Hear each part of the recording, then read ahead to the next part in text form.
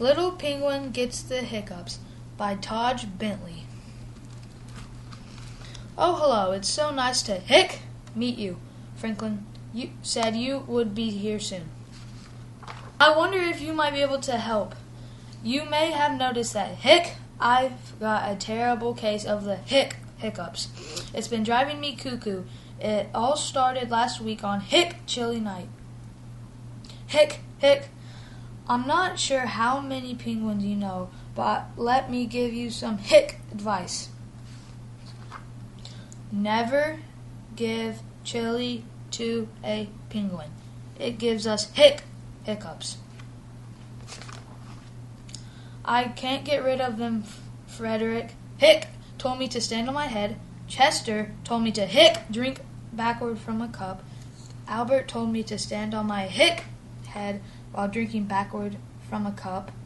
Nothing works. But Franklin has given me a new idea, and I need your help. Apparently, giving someone a good scare is the surest best way to cure hiccups. So I need you to scare me. But I don't really like being scared. So be nice. You're going to say boo on 3. Ready? 1, 2, 3. Boo!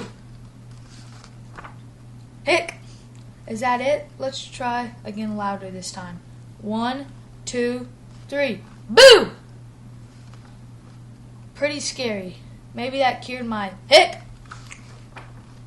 Or will I have the hiccups forever? One more time. Shout. Go crazy. Ready? 1, 2, 3. Roar! Franklin, what on earth are you doing? You told me to stand here and wait for a good scare, and then you go and jump out on me. So now my feathers are all wet, and my mom will go bonkers because she just washed these the other day. Now I have to wait until I'm ready to be scared again. Hey, hold on a second. My hiccups, they're gone. Oh, thank you ever so much. Let's celebrate with a nice spicy taco.